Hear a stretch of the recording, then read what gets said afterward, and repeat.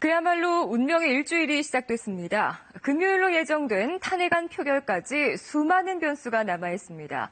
첫 번째 변수는 역시 비박계의 선택입니다. 촛불 민심을 논란 비박계는 오는 금요일 탄핵에 참여하기로 어제 다시 입장을 바꿨는데요. 관건은 몇 명이나 당일 찬성표를 던지느냐 하는 것입니다. 특히 김무성 전 대표 측 의원들이 얼마나 참여하느냐가 중요합니다. 야당은 아직 못 믿겠다는 표정이 뚜렷합니다. 오늘 아침 보도에 보면 마치 탄핵 가결이 거의 확실한 것처럼 보도가 되고 있습니다. 사실이 아닙니다. 오늘 만약 표결에 들어가면 지금 이 상황에서 표결됩니다. 9일날 탄핵이 통과될 가능성도 50대 50입니다. 언론 보도 때문에 일희일비해서는 안 됩니다. 탄핵은 계산으로 되는 게 아닙니다. 대통령을 버려야 대한민국이 삽니다. 새누리당 친박 비박할 것 없이 탄핵 절차의 빈칸은 아직도 많습니다. 두 번째 변수는 만약이라도 박 대통령이 오는 수요일까지 사퇴에 대한 입장을 밝히는 겁니다. 그러면 상황은 또 달라질 수가 있는데요. 박 대통령은 이미 가까운 시일 안에 이번 사태를 자세히 설명하겠다고 밝혔습니다. 하지만 주변을 제대로 관리하지 못한 것은 결국 저의 큰 잘못입니다. 이번 사건에 대한 경위는 가까운 시일 안에 소상히 말씀을 드리겠습니다. 청와대가 어느 수위까지 사퇴 의사를 밝히고 그간의 경위를 진솔하게 설명하느냐에 따라서 비박계의 움직임도 영향을 받을 가능성이 남아 있습니다. 꼭 6일이고 7일이고 그런 의미가 있겠습니까? 하여튼 청와대에서는 일단은 당론으로 정한 그 내용, 또 원로들께서 요구를 하셨었던 그런 내용, 이런 부분들에 대해서 존중한다라고 하는 것으로 저는 파악을 하고 있습니다. 물론 비박계가 다시 탄핵안 표결에 참여하기로 한 상황에서 박 대통령이 굳이 대국민 담화를 통해 사퇴시키를 밝히지 않을 수도 있습니다. 이 경우 비박계의 탄핵안 표결 에너지는 더 강해집니다. 여기에 내일과 모레 대기업 총수들과 최순실 씨 등이 등장하는 국정조사 청문회에서 어떤 폭탄 발언이 나오느냐도 관심입니다. 특히 박 대통령의 지시만 따랐다는 듯이 진술하고 있는 안종범 전 정책수석이나 자신들은 오히려 피해자라고 강변하고 있는 차은택 씨나 고영택 씨가 청문회장에서 어떤 진술을 하든가도 오는 금요일 탄핵 표심에 영향을 줄 수 있습니다. 자, 이 밖에 본격적인 특검의 수사 시작 등 수많은 변수가 운명의 한 주를 기다리고 있습니다. 탄핵안 표결 처리는 이제 대략 100시간 정도 남았습니다.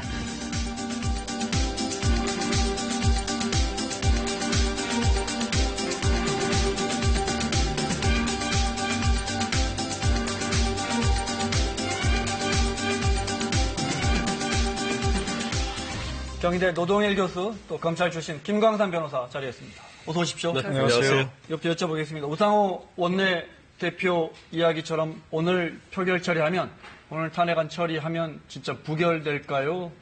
아니면 통과될까요? 우상호 원내대표 말대로 어느 것도 확실치 않죠. 근데 전체적인 맥락을 보면 원내대표는 탄핵에 대해서도 확실하게, 분명하게 가결될 수 있도록 매진하자, 이런 차원의 얘기인 것 같지. 오늘 한다고 부결되고 9일 한다고 가결되고 그런 얘기는 아닌 것 같고요. 네. 기본적으로 현재 비박계가 좀 흔들리고 있는데 여러 가지 확실치 않은데 거기 좀 더 어떤 못을 받기 위한 그런 얘기 아닌가 싶습니다. 예. 김무성 전 대표를 따르는 의원들이 아무래도 조금 더 고민하고 갈등하는 것 같다. 예. 김무성 의원은, 그러니까 김무성 전 대표는 사실 탄핵을 앞장서 추진하겠다. 네. 이렇게 밝혔었거든요. 근데 이게 또 이제 선 협상론으로 갔다가 또 지난 주말 다시 또 탄핵 돌아서는 이런 모습을 보이고 있어요. 그러니까 뭐 일각에서 다 그러지 않습니까? 또 다시 30시간의 법칙이 뭐 발동됐다 이런 얘기하는데 정말 처음에 대선 출마 안 하겠다 얘기하면서 그때 탄핵안에 뭐 앞장서겠다고 했지 않습니까? 근데 그 이후에 또 대통령께서 뭐 4월 퇴진을 밝히면 탄핵에 불참하겠다고 또 분명히 얘기했고요. 근데 요새는 또 이제 분명히 지난 주말엔 또 입장을 바꿔서 뭐 탄핵에 뭐 찬성하겠다 이렇게 나오겠는데 뭐 그걸 좀 이제 뭐 좀 긍정적인 측면에서 보자면 김무성 전 대표 측에서 입장에서 보자면 그야말로 본인 얘기한 것처럼 이 탄핵안이 만약 부결되면 탄핵안이 만약 가결이 안 되거나 혹시 처리가 안 되면 그걸 포함해서 뭐 보수 우파가 거의 전멸할 수 있다. 과거 이제 이 노무현 대통령 탄핵의 역풍처럼 또 다른 방향에서 역풍이 또 불 수 있으니까 그런 우려를 한다고 보여지는데 어쨌든 뭐 전체적으로 봤을 때는 그야말로 일관성 없는 태도다. 이게 비판받을 수밖에 없는 거겠죠. 네. 예. 지난 토요일에 촛불 집회 참여한 인원이 뭐 주최 측 추산으로 232만이라고 하죠. 그러니까 뭐 숫자도 놀랍지만 더 이상 숫자가 의미 있는 것은 아니고 분위기도 이전과 좀 달라졌습니다. 좀 엄중해졌다고 할까요? 일단 사실 우리가 5차 집회 때 정점 찍었다고 많은 사람들이 생각을 했죠. 그래서 더 이상 어떤 촛불 시위의 숫자는 늘어나지 않을 가능성이 크다고 그렇게 정치계도 마찬가지고요. 주최지도 그런 얘기를 했어요. 그래서 숫자라는 것은 의미가 없다 그렇게 했는데 정말 의외로 232만 명이 모였거든요. 그러면서 저도 이제 촛불 집회 가봤는데 이전과 좀 다른 면이 좀 보이더라고요. 일단 국민들이 특히 촛불 시위에 참가한 국민들이 어떤 인내의 한계 임계점을 좀 지나고 있지 않나 이제 그런 생각이 들어요. 그래서 새누리당 당사에서 어떤 퍼포먼스도 그 상당히 시발점이 좀 굉장히 중요한 의미가 있다고 보고요. 일단 가장 중요한 것 중에 하나가 3차 대국민 담화를 통해서 박근혜 대통령의 어떤 진정성 그 부분에 대해서는 사실은 국민과 촛불 시위를 하는 사람들은 전혀 믿지 않고 있구나라는 생각이 들었어요. 왜냐하면 그 당시 어떤 주류적인 구호는 즉각 퇴진이에요. 또 즉각 탄핵이단 말이에요.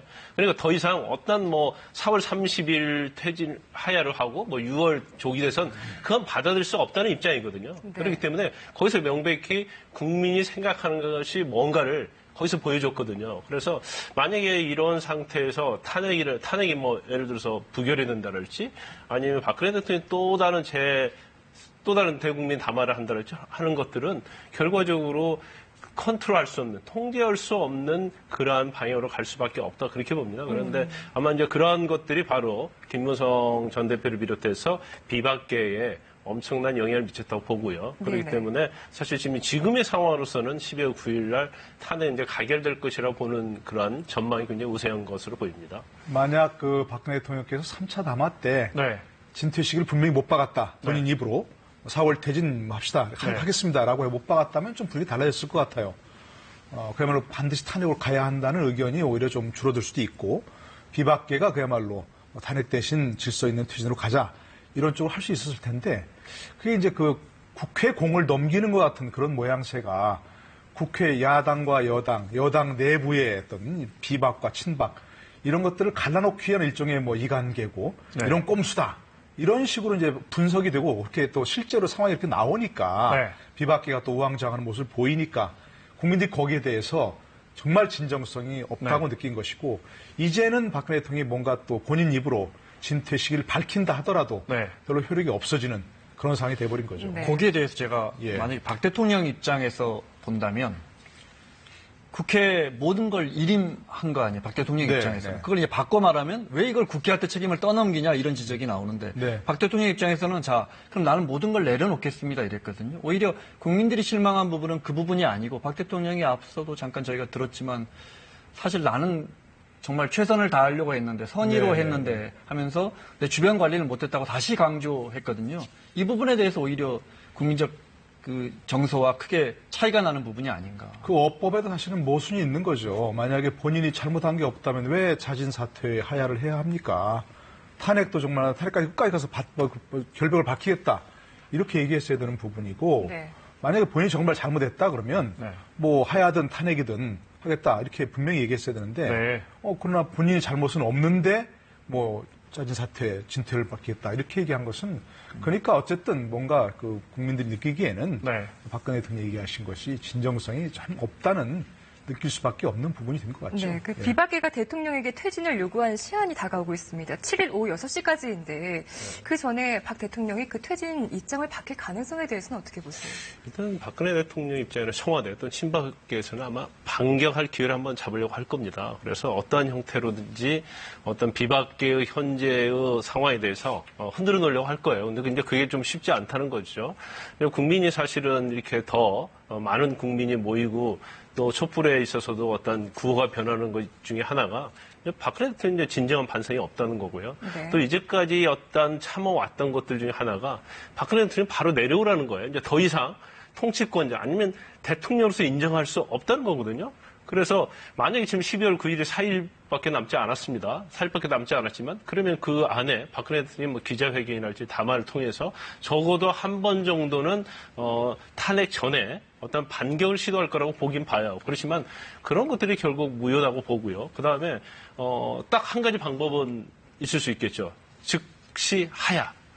네. 그것이 아니면 국민의 마음을 돌릴 수 없다고 보고요. 지금 비박계 자체에서 김무성 전 대표를 비롯해서 좀 갈짓자걸음을 했었잖아요. 네. 그렇지만 결과적으로 이제는 뭐 어느 정도 비박계 자체가 이탈할 수 있는 범위는 좀 지났다고 봐요. 네. 비박계는 박근혜 대통령이 하야를 하게 되면 아마 명분을 좀 찾으려고 했던 것 같아요. 그래서 4월 30일에 하야를 하려고 하는데 우리가 끝까지 뭐 탄핵할 필요가 있느냐. 그런데 결과적으로 지난 촛불 민심에서 다 드러났지 않습니까? 그래서 즉각 하야, 즉각 퇴진 외에는 뭐 탄핵 열차를 멈출 수 없다고 봅니다. 근데 아마 이제 뭐 탄핵 열차를 멈추는데 효과는 없다 하더라도 제 생각은 아마 뭔가 입장을 밝힐 거로 생각이 됩니다. 네. 아마도 이제 9일날 탄핵이 돼버리면 네. 바로 권한행사 정지되니까 그 이후에는 무슨 대통령으로서 입장을 밝힐 만한 그런 기회가 또 없는 것이거든요. 네. 밝힌다는 또 우스운 얘기고요. 네. 이미 헌지에서 이제 뭐 어떤 법리 공방이 벌어지는데 그때 무슨 입장을 밝힌다는 게 좀 어이가 없으니까 아마도 그 이전에 뭔가 본인의 입장에서 네. 좀 계속 억울하다고 얘기하시니까 그걸 밝히고 어쨌든 뭐 탄핵에 영향을 미치든 안 미치든 네. 입장을 충분히 본인의 입장을 나름대로의 네. 얘기를 하려고 좀 생각할 거라고 생각합니다. 앞서 오늘 새누리당 수뇌부의 입장도 아마 입장이 나올 것 같다 쪽으로 모아지는 것 같습니다. 네네. 네, 기다려보겠습니다. 자, 새누리당의 한 비박계 핵심 중진 의원이 지금 탄핵은 거의 상수가 된 것 같다 이렇게 밝혔는데요.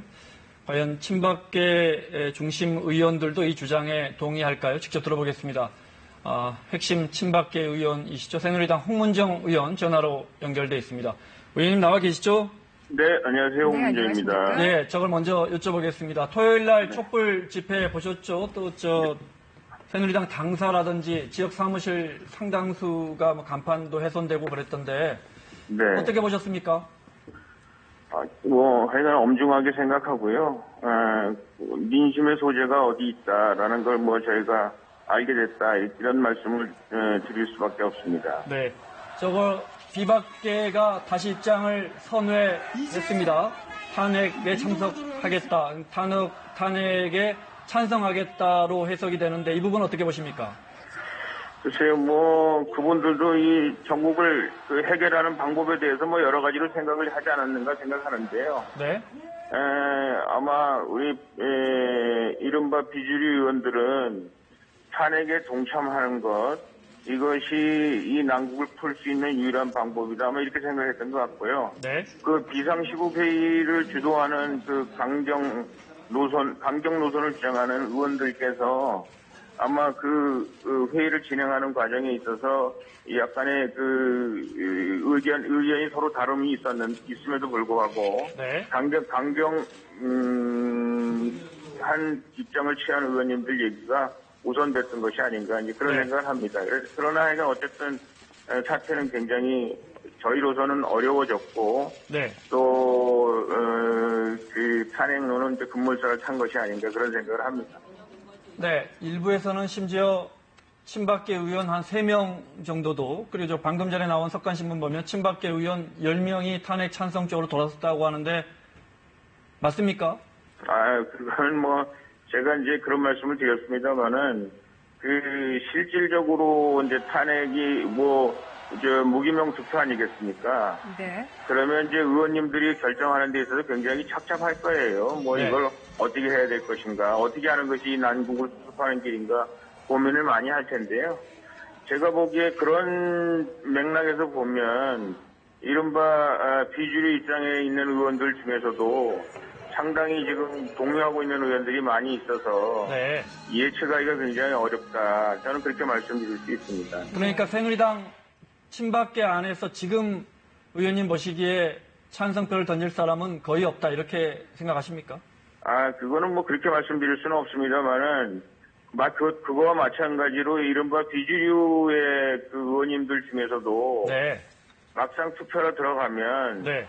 이것이 과연 우리 당을 위하는 길이고 네. 또 대통령을 위하는 길이고 나라를 위하는 길인가 생각할 때 상당히 많은 고뇌를 할 수밖에 없지 않을까. 네. 아시다시피 김무성 대표가 4월, 6월 설에 우리가 당론으로 정했을 때 그렇게 되면 우리가 투표를 안 할 수밖에 없다. 탄핵에 찬성할 수가 없다. 이렇게 말씀하신 적이 있지 않습니까? 네, 네. 그것이 이제 아주 강성 비주류가 아닌 일반 비주류의 한 20여 명의 의원들은 그 생각을 뒤에다 가지고 있을 것이라고 생각하고 네. 그분들이 실질적으로 투표할 때 어떤 형태로 투표를 하게 될 것인가 아직도 며칠 남아 있고요. 오늘 또 비서실장께서 대통령 4월 퇴진에 대해서 말씀하셨다. 우리 허원재 정무수석도 이렇게 말씀을 하셨고 네. 그런 마당에 그분들 입장도 굉장히 착잡하고 어렵지 않을까라는 생각을 할 수밖에 없습니다. 네. 하지만 비상시국회의 황영철 관사에 의하면은 35명까지는 탄핵에 동참할 의원이 분명히 있다고 확신을 하고 있는데 그러면은 가결 가능성이 매우 높아지는 거 아닙니까? 물론 그렇습니다. 물론 그런데요. 35명이 참여하고 있다고 제가 얘기는 듣고 있습니다만은 네. 아까도 말씀드린 것처럼 그렇게 확실히 어떤 경우에도 투표를 하겠다. 네. 예, 그렇게 말씀하시는 분은 35명까지는 되지 않고요. 그러나 하여간 가능성이 있는 모든 사람들을 다 카운트하면 35명이 될 수 있겠다. 이렇게 말씀을 하시는 거라고 저는 생각을 하고요. 네. 그래서 그 반대로 안 할 수 있는 사람을 다 계산하면 최대한도로 나오면 최소한 195표 정도를 우리가 예상할 수 있지 않을까 그런 생각합니다. 야당 171표를 계산하면 저희가 줄어들면 단 20여 명 정도가 네. 그 탄핵에 찬성하는 투표를 할 수 있다. 저는 그렇게 생각을 합니다. 네. 황 의원님 생각은 200표를 넘기기 쉽지 않다. 또 지금 비박계가 말하는 것처럼 35명, 40명이 금요일 날 가봐야 알 수 있다. 이 말씀이시죠, 결과적으로? 제가 200표, 지금 현재로서는 네.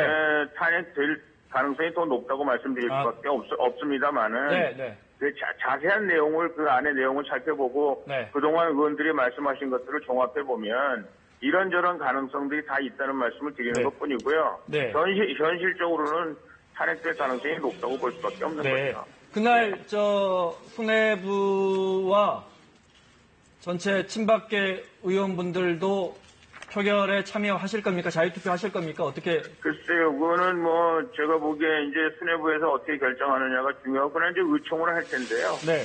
제가 보기에는, 저는 개인적으로 그렇게 말씀드렸습니다. 우리가, 의원들이 다 참여해서 자기 의사를 분명하게 밝히는 것이 좋겠다. 어차피,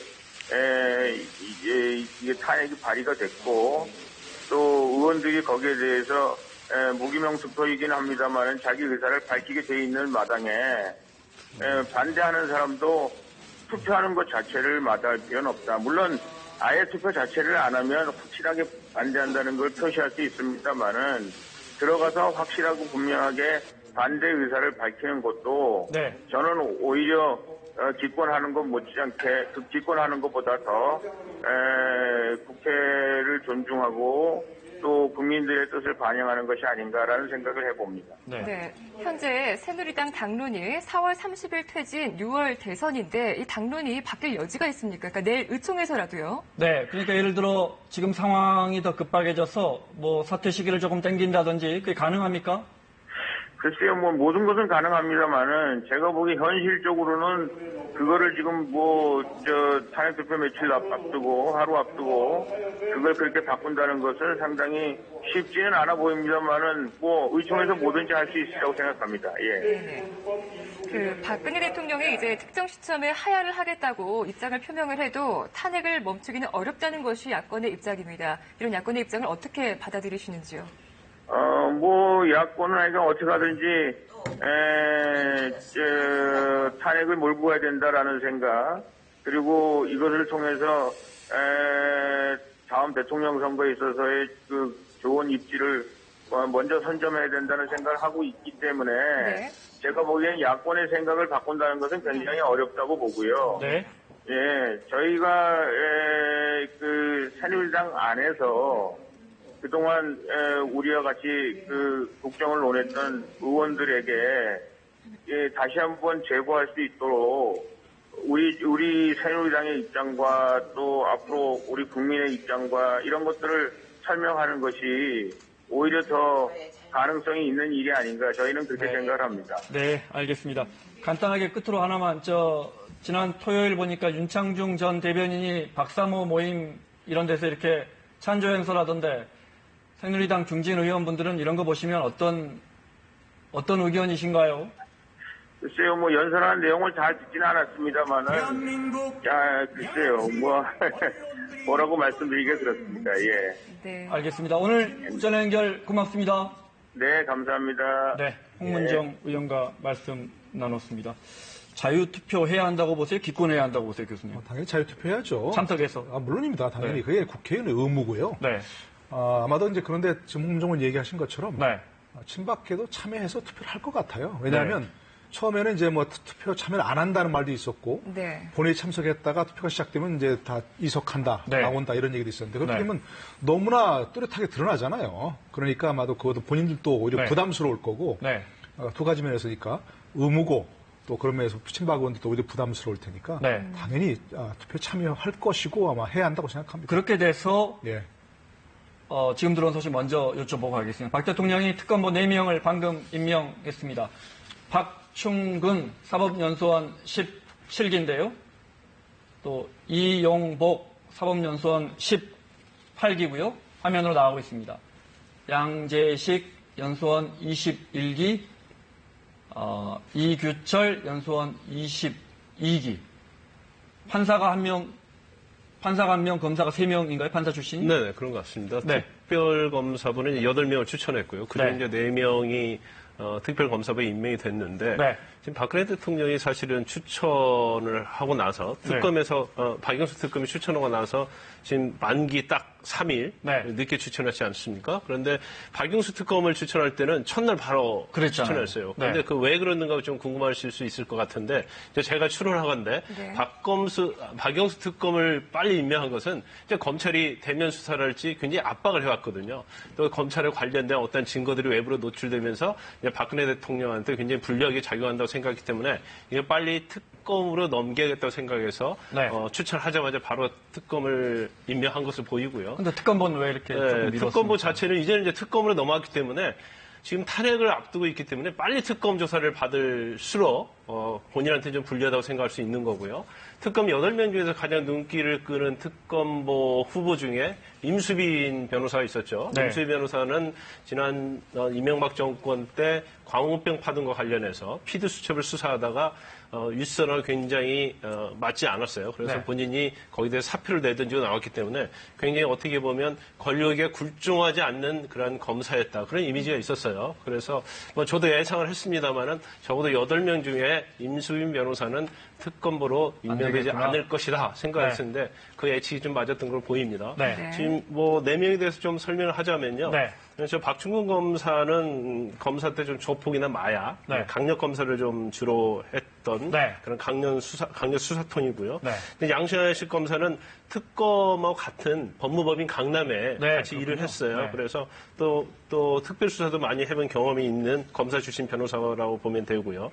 그다음에 이규철 변호사 같은 경우는 춘천지법 원주지원장을 지낸 판사 출신입니다. 그리고 박 특검과는 한때 로펌에서 같이 근무한 변호사고요. 또 이용복 변호사 같은 경우는 2012년에 디도스 특검 때 특검보도 한 검사입니다. 그래서 네. 대부분 보면 특검 경험이 있는 변호사나 아니면 박영수 특검과 좀 같이 근무를 해서 어떤 수사 능력이나 성향을 잘 아는 네. 그런 사람으로 특검보가 채워진 것이 특색이다 이렇게 볼 수 있습니다. 알겠습니다. 네. 자, 탄핵 말씀 이어가겠습니다. 교수님 말씀하신 것처럼 참석해서 이제 무기명 투표를 한다면, 네. 그래서 만약에 부결된다면 국민들 입장에서는 책임을 묻기가 애매해집니다. 이게 그렇죠. 누가 어떤 표를 던졌는지 모르기 네, 때문에 모르겠습니다. 결국 잘못한 네. 야당에게 이 모든 책임이 결국은 야당에게 있다 할 수도 있고 비박계가 약속 안 지키고 전부 또 반대 투표했구나 이럴 수도 있고 네. 친박계 때문에 부결됐다 이럴 수도 있고 이런 부분 어떻게 보십니까? 그야말로 이제 무기명 비밀 투표니까 네. 누가 무슨 표를 던졌는지를 헤아릴 수 없으니까 네. 책임 묻기가 어렵죠. 그럼 아무래도 현재로서는 기본적으로 뭐 새누리당 비박계가 뭔가 키를 쥐고 있으니까 네. 책임도 역시. 예, 뭐 친박계는 당연히 반대할 걸로 예상했었고 네. 그러니까 이제 비박계가 일단은 첫 번째 책임에 이제 후폭풍이 쌓이겠죠.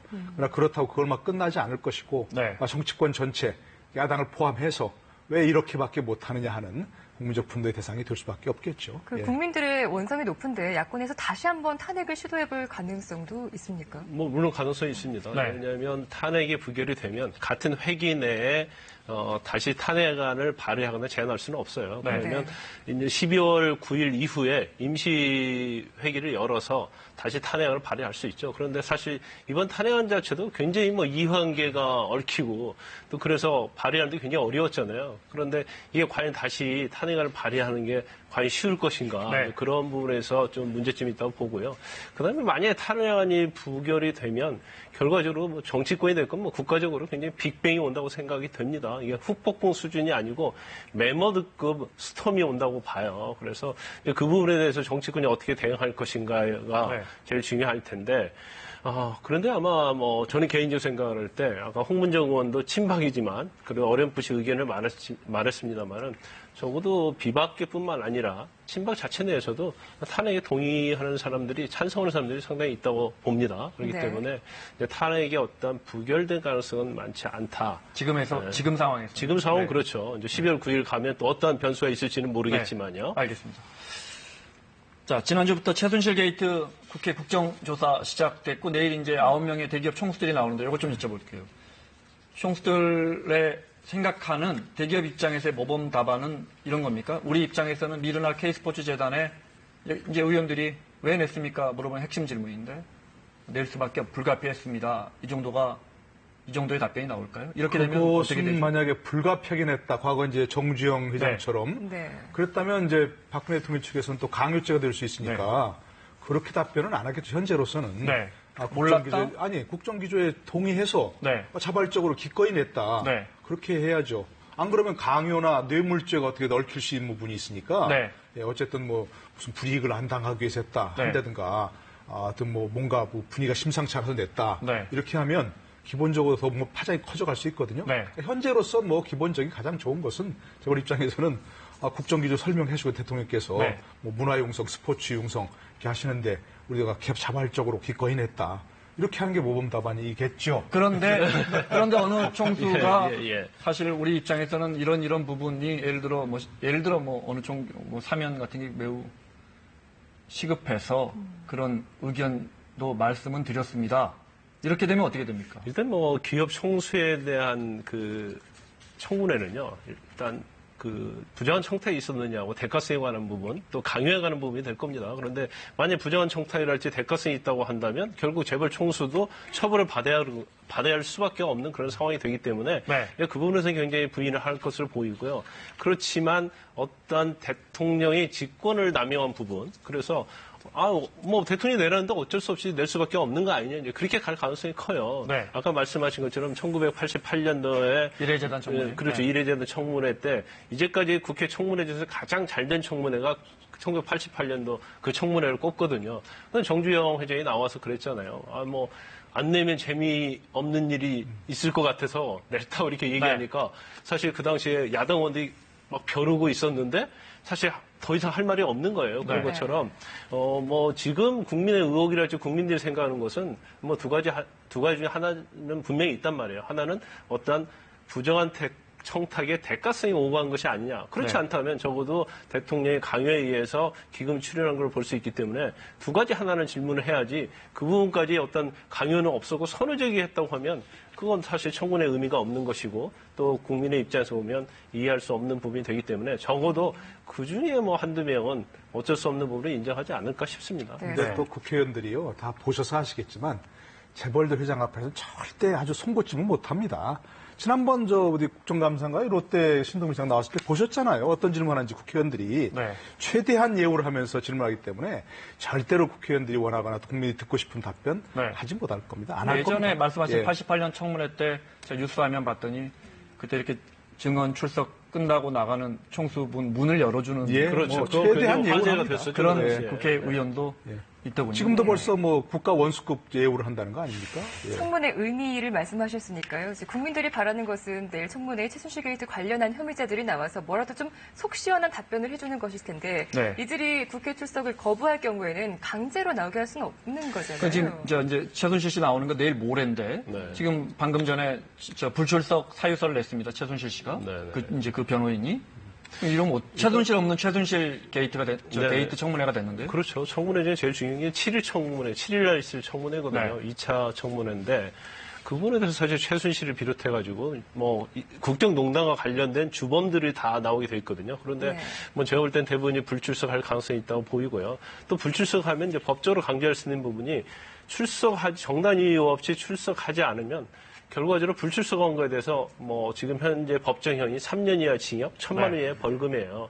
그래서 고발을 하게 되면 결국 500에서 한 700만 원 정도 벌금을 물는 걸로 끝나게 되고요. 네. 또 동행명령을 할 수가 있습니다. 네. 그래서 특유에서 의결해서 동행명령장을 발부를 해요. 네. 그러면 그거 가지고 가서 강제로 데려올 수 있는데 네. 본인이 거부하면 또 데려올 수가 없어요. 아 그래요? 예, 그래서 본인이 동행명령장에 대해서 거부를 하게 되면 결국 국회 모욕죄에 해당이 되기 때문에 네. 그건 5년 이하의 징역으로 처하도록 돼 있죠. 그래서 결과적으로 나중에 뭐 이제까지 뭐 구속이 된다는 그런 게 없기 때문에 네. 대부분이 뭐 출석을 기피하거나 회피하는 그런 것들이 반복되기 때문에 네. 그래서 청문회의 결과가 굉장히 안 좋은 거예요. 네. 네. 자, 아까 특검 이야기 이어가도록 하겠습니다. 시간이 얼마 남지 않았는데, 이제 특검 진영이 짜여졌다고 할 수 있습니다. 특검 뭐 4명의 이제 윤석열 팀장까지, 이른바 이제 진영이 구축됐고, 사무실도 마련했고, 핵심은 이제 뭐 여러 가지가 있지만 박 대통령의 뭐 뇌물죄 규명 뭐 이런 게 있는데, 박영수 특검이 강제 대면 조사하는데 안 될 경우에 강제 조사도 할 수 있다고 그랬어요.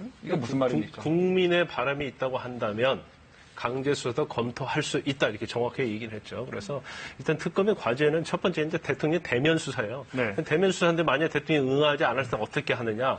그래서 강제 수사를 하느냐 마느냐 이제 그 부분에 대해서 이제 특검의 과제가 있다고 보고요. 네. 그다음에 중요한 부분 중에 하나가 검찰 자체에서 미완성으로 끝난 죄명이 있죠. 바로 제3자 뇌물수수거든요. 이제 그 부분을 특검이 어떻게 풀어가느냐.